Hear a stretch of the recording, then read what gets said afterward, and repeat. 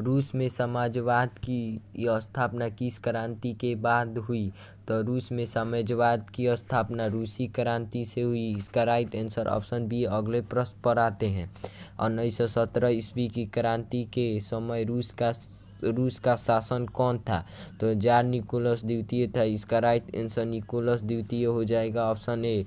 अगले प्रश्न पर आते हैं। रूसी क्रांति का प्रमुख नेता कौन था? तो रूसी क्रांति का प्रमुख नेता लेनिन था। इसका राइट आंसर ऑप्शन बी हो जाएगा। अगले प्रश्न पर आते हैं। बोल्शेविक दल का नेतृत्व किसने किया था?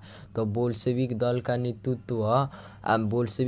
नेतृत्व लेनिन ने किया था। इसका राइट आंसर ऑप्शन सी हो जाएगा। अगले प्रश्न पर आते हैं।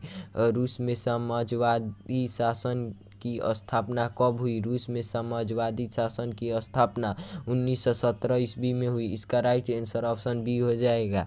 अगले प्रश्न पर आते हैं। 1917 की क्रांति का दूसरा नाम क्या है? तो 1917 ईस्वी की क्रांति का दूसरा नाम अक्टूबर की क्रांति है, जिसे नवंबर की भी क्रांति कहते हैं। इसका राइट आंसर ऑप्शन बी हो जाएगा। अगले प्रश्न पर आते हैं। बोल्शेविक किस विचारधारा के समर्थक थे? तो बोल्शेविक समाजवाद की विचारधारा के समर्थक थे। इसका राइट आंसर समाजवाद हो जाएगा। अगले प्रश्न पर आते हैं। रूसी क्रांति से पहले रूस में कौन सी शासन व्यवस्था थी? तो रूसी क्रांति से पहले रूस में गणतंत्र राजतंत्र की व्यवस्था थी। गणतंत्र की व्यवस्था थी। इसका राइट आंसर ऑप्शन गणतंत्र हो जाएगा, ऑप्शन बी। अगले प्रश्न पर आते हैं। शांति, रोटी और जमीन का नारा किसने दिया था? तो शांति, रोटी और जमीन का नारा ट्रॉट्स्की दिया था। इसका राइट आंसर ऑप्शन बी हो जाएगा। अगले प्रश्न पर आते हैं। बोल्शेविक पार्टी का नाम क्या रखा गया? तो बोल्शेविक पार्टी का नाम बदल के कम्युनिस्ट पार्टी रखा गया। इसका राइट आंसर ऑप्शन बी हो जाएगा। अगले प्रश्न पर आते हैं। रूस में अस्थायी सरकार का नेतृत्व किसने किया था? तो रूस में अस्थायी सरकार का नेतृत्व केरेंस्की ने किया था। इसका राइट आंसर ऑप्शन बी हो जाएगा। अगले प्रश्न पर आते हैं। लेनिन ने किस सिद्धांतों को अपनाया था? तो लेनिन ने मार्क्सवाद के सिद्धांतों को अपनाया था। इसका राइट आंसर मार्क्सवाद हो जाएगा। मार्क्सवाद के प्रवाहक कौन थे? तो मार्क्सवाद के प्रवाहक ऑप्शन सी। इसका right answer option C Karl Marx हो जाएंगे। मार्क्सवाद के प्रवर्तक कार्ल मार्क्स थे। इसका राइट आंसर कार्ल मार्क्स हो जाएगा।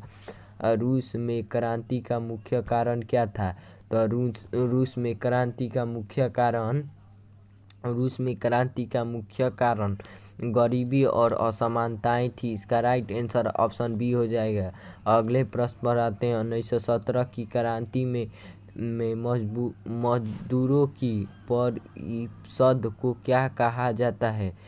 1917 ईस्वी के मजदूरों की परिषद को क्या कहते हैं? इसका राइट आंसर ऑप्शन बी हो जाएगा। सोवियत कहते हैं। इसका राइट आंसर सोवियत हो जाएगा। अगले प्रश्न पर आते हैं। रूस में साम्राज्यवाद के बाद भूमि पर किसका अधिकार हो गया? तो रूस में साम्राज्यवाद के बाद भूमि पर किसानों का अधिकार हो गया।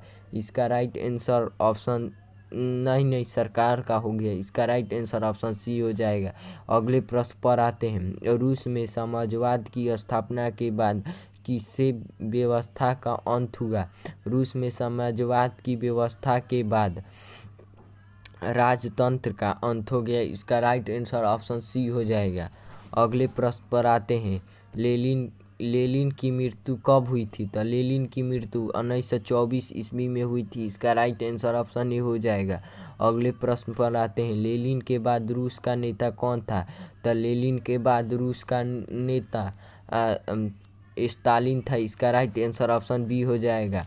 समाजवाद का मुख्य उद्देश्य क्या है? तो समाजवाद का मुख्य उद्देश्य है धन का समान वितरण। इसका राइट आंसर ऑप्शन ए हो जाएगा।